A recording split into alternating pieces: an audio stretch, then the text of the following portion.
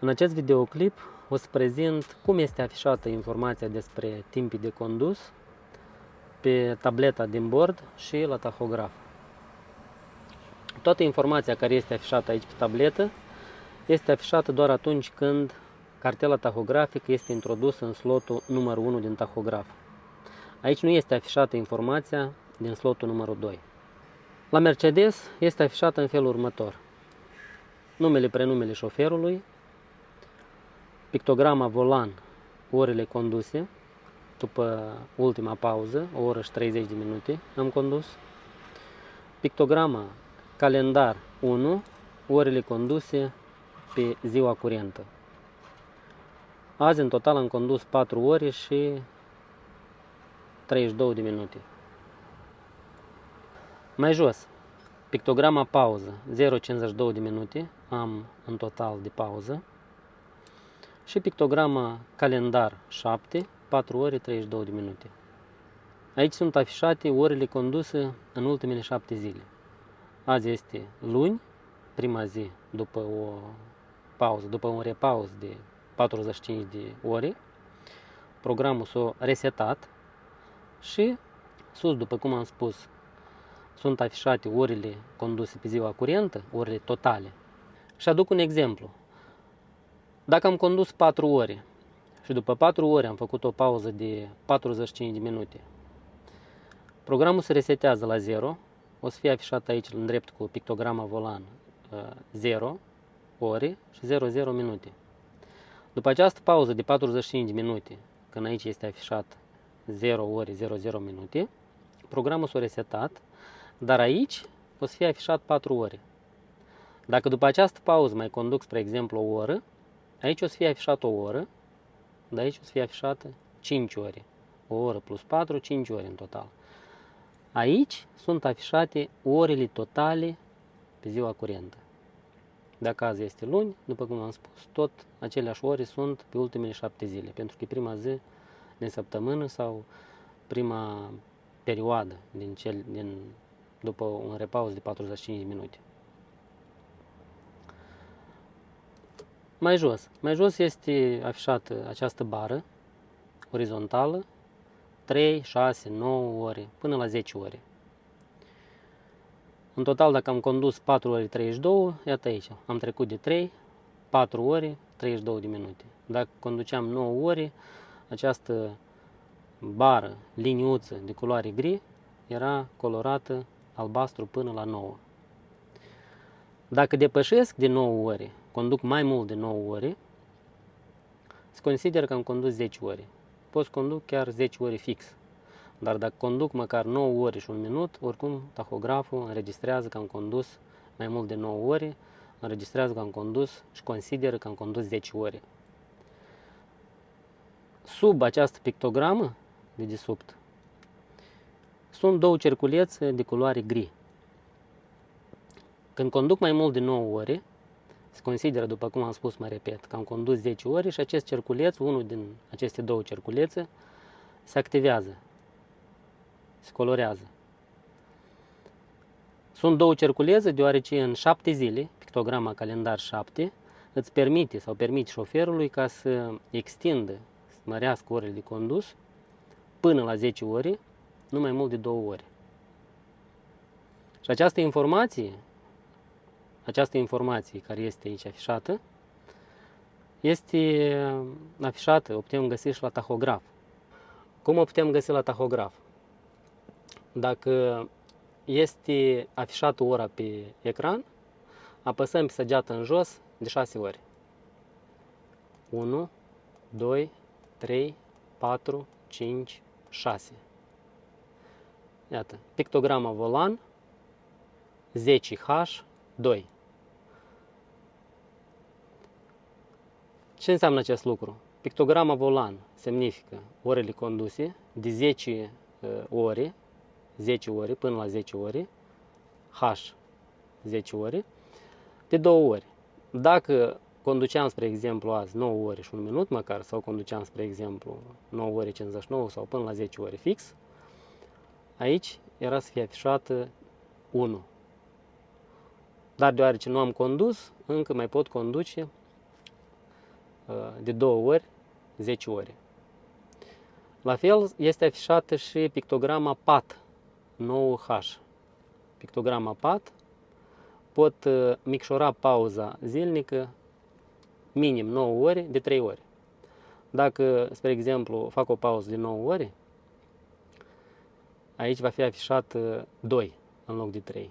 Deoarece într-o săptămână de zile șoferul poate micșora pauza, reduce pauza nu mai mult de 3 ori. Pauza normală este 11 ore, dar șoferul poate reduce, o poate micșora nu mai mică de 9 ore, de 3 ori. În rest, 11.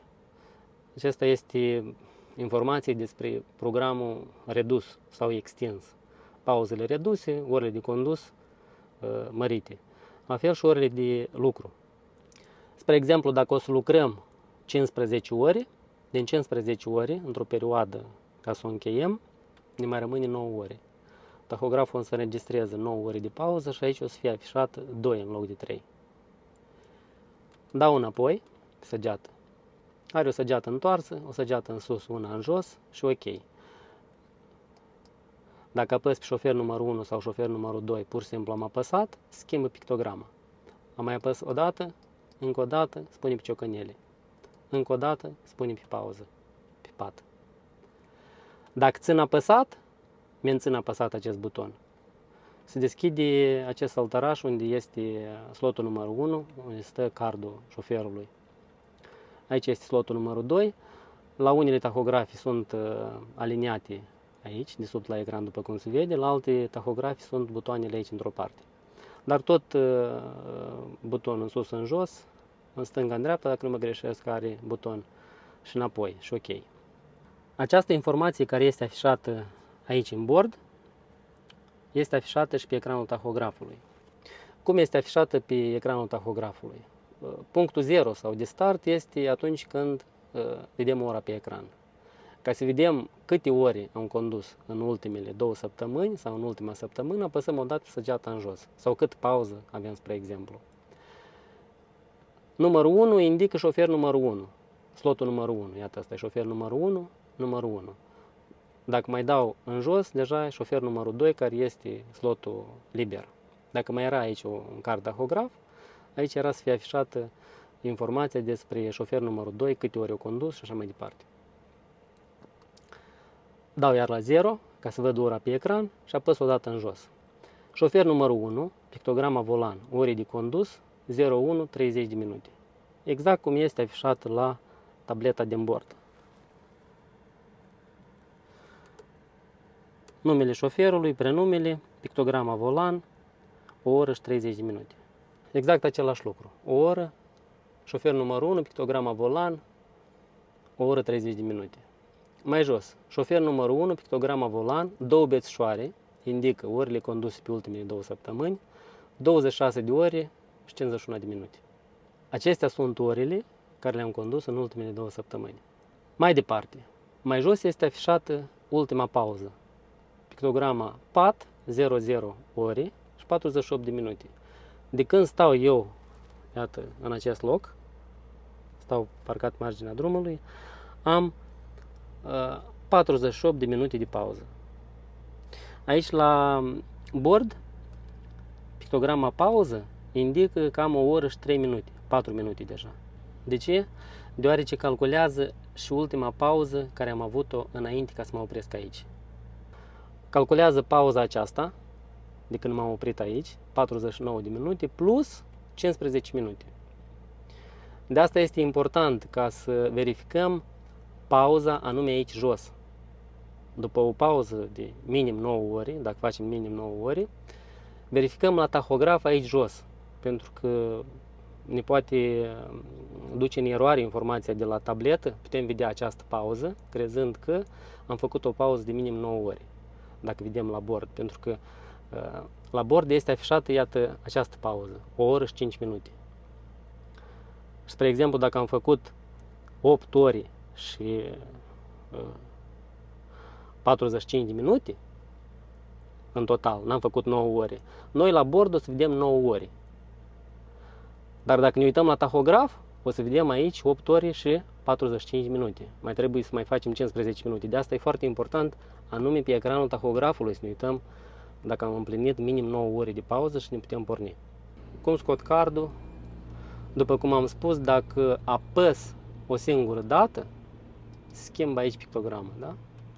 Ciocanele, pipat. Acum este o pauză de 52 de minute. 52 de minute. Dacă apăs, o să schimb aici pictograma. Apăs o dată și am schimbat, am pus ciocanele. Dau înapoi, s-a schimbat aici. Pauza a dispărut. Sunt pe ciocanele. Nu întrerupem pauza dacă menținem apăsat pe șofer numărul 1. Acum o scot cardul din tahograf și o să-l introduc înapoi fără ca să întrerup pauza.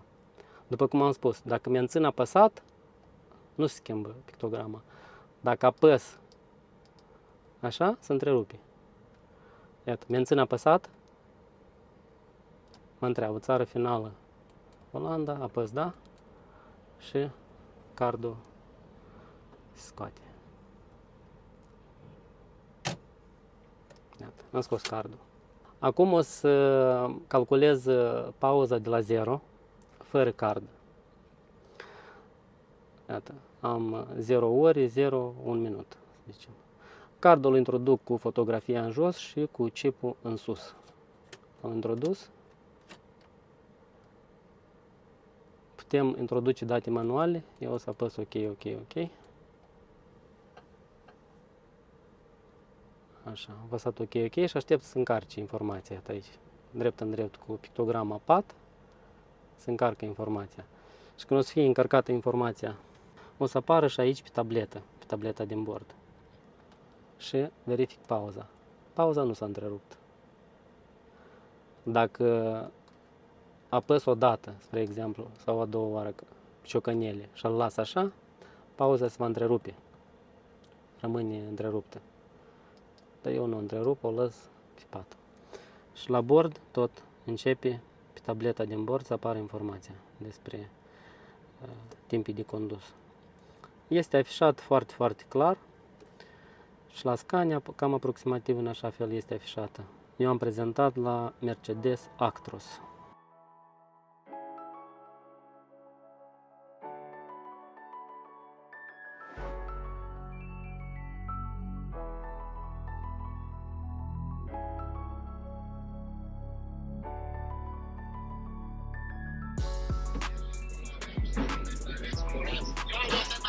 Pentru că așa rege și rotăm zile puțin și acolo mai eliberez, mai fac ceva, lucrări la camion, mai închei la civil, nu știu ce, știi? Și am uitat, Neața, neața. Deodată, nu știi mă, telefonul l-a încărcat? Așa, este duce repede de baterie. Lasă pune acolo, l-a încărcat să stea cu cablul băgat tot timpul el, consumă numai ce ia din cablu, bateria stă încărcată. Așa cum sunt chipurile alea de încărcare-descărcare.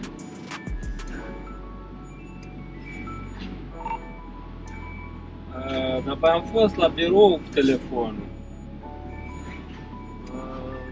Dimineața l-am scos, că nu știu, l-am pus la încărcat sau nu. Și am avut treabă, m-am dus la birou, încolo, în coace, înțelegi? Acum mai ies afară, nu stau în cabină cât mă încarc. Ies afară pe coridorul, beau cafea, un altă și cu telefonul în mână mai vorbesc cu gelul. Dacă mă pornesc la drum, până în Franța, până la încărcat. Cam așa ajungi la 10, 80% de baterii, dar deci ai puțin cu el, ai. Cine tare de tot baterie. Astea două sunt numărul 1. 14 Pro Max și S23 Ultra. Sunt cam foarte, foarte mică diferență între ele. Depinde de situație, de temperatură, de... Sunt 2-3 Pro.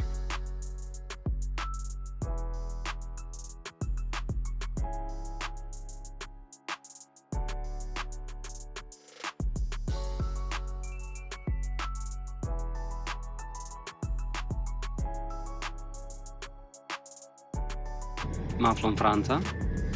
Acum o să prezint cum găsesc adresa la locații salvate. am de lăsat containerul încărcat în Rotterdam, în Olanda.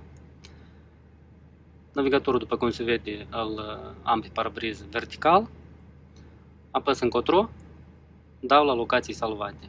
Locații salvate, toate locațiile salvate, căutare și caut locația care am salvat-o din memorie. R, S, T. Iată aici trebuie să las containerul. R, S, T, Sud, Revec 35, Rotterdam. Dacă am aici jos 3 butoane, Start, rute alternative sau toate rutele posibile și informație. Dau Start pentru navigatorul de fiecare dată îmi configurează traseul cel mai corect, cel mai optim. Partea de sus, procentele sunt afișate, aici am parcările afișate, parcările, benzinăriile și mai departe. Viteza de deplasare, direcția, în total am 544 de kilometri. Se afișează și parcările, toate parcările de pe traseu. Parcări am multe, dacă dau de jos în sus, sunt afișate fiecare parcare, la câți kilometri se află distanță de unde mă aflu eu acum și câte parcări am în total. Și aici sunt afișate numărul, aici fiecare parcare are număr, de exemplu, această parcare la 171 de kilometri, pot vedea informații despre parcare. Aproximativ ce mărimi este, așa mai departe. Această informație mă ajută ca să găsesc un loc de parcare când trebuie să mă opresc. Mișc pe ecran, apăs sus în colț, aici mai am un buton care afișează traseul pentru camioane. Dacă măresc harta, aici se vede Luxemburg. Cu negru este afișată granița. Asta este traseul pe care eu am coborât la vale de la Rotterdam încoace. Am fost în Franța la Ikea, am livrat, după care am venit aici. Iată aici eu mă aflu acum, unde este camionul. Strasburg. Lângă Strasburg. Ca să evit acest loc, Luxemburgul este de dorit să le evit. Iată, eu pe aici l-am evitat, se vede. Acesta este traseul pe care l-am evitat. Pot pune punct intermediar, pot pune așa, cu pixul. Pot seta un punct intermediar. Sau pot da înapoi, da, mai întâi setez așa un punct intermediar. Spre exemplu, pe aici. În 52, modelare rută. Îmi configurează traseul pe aici. Dacă micșorez, cu violet, iată, pe centur la Luxemburg, acum este traseul, l-am modificat, a scăzut 2,3 km plus 2 minute, deoarece merg pe național. Dau Start, acum dacă apăs aici Start, traseul rămâne așa. Dar eu am acest punct salvat, ca să nu dau punct intermediar, pot anula. Așa este afișată harta.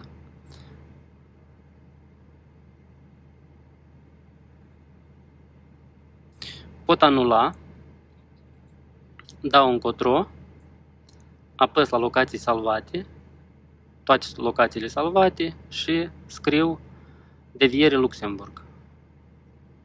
Deviere, Longway, deviere NS Luxemburg. Aici este punctul intermediar la un semn giratoriu. Dacă apăs așa, iată, ăsta e punctul intermediar.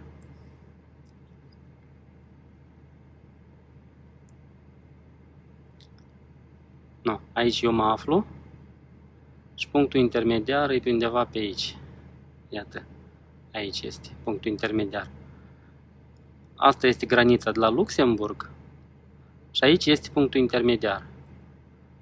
Dacă dau Start, se va configura traseul pe aici, adaug ca primul traseu să fie de unde eu mă aflu, din acest loc până aici și pe urmă mai departe următorul traseu. Dau Start, rută nouă o să fie doar până la punctul intermediar sau dacă adaug ca oprire următoare, prima oprire o să fie acolo, pur și simplu oprire ca să știu că am ajuns la punctul intermediar. Dar o să-mi calculeze traseul kilometri doar până la acel punct intermediar. Eu vreau să-mi calculez toți kilometrii la început până la urmă, de asta o să dau anulare. vin înapoi și o să folosesc prima modalitate de a pune punct intermediar, cum am făcut. Deoarece vreau să văd toți kilometrii de la început, din punctul A până în punctul B. Nu vreau să văd doar kilometri din punctul A până aici la Longway, până la punct intermediar. Și de asta o să pun așa un punct intermediar. Iată aici. Sau aici.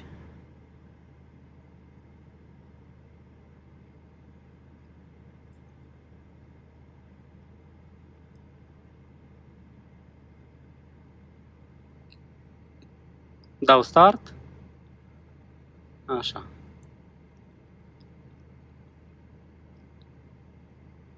...542 de kilometri. Îmi afișează toți kilometri în partea de jos. 7 ore și 2 minute. Ajung la ora 22 și 12 minute. Dau privire generală, mă mai asigur încă o dată că traseul este ok. Iată, acesta este tot traseul. Dacă pun așa pixul, traseul este ok. Cât de cât este linie dreaptă. Și încă o dată mă asigur că zona asta, Luxemburg, o evit. Evit Luxemburgul, merg pe națională, pe la Longway și mă urc sus. Sunt încărcat cu pal sau cu ceva din lemn pentru Ikea. Pentru Ikea, țările nordice, undeva prin Suedia, poate, nu m-am uitat atent. Finlanda încolo sau Norvegia.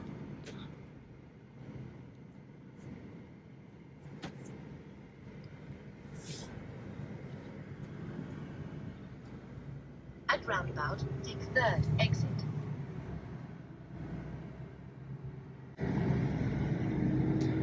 Băieții încarcă, colegii încarcă la prelată. La prelată este mai mult de lucru, după cum se vede. Eu am încărcat la rampă, deoarece sunt cu un container. Și munca la prelată este mai puțin plătită, ar trebui să fie plătită mai bine.